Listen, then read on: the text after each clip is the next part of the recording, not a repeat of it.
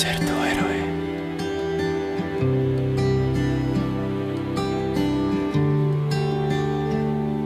Si una vez yo pudiera llegar a erizar de frío tu piel, a quemar, qué sé yo, tu boca, y morirme allí después,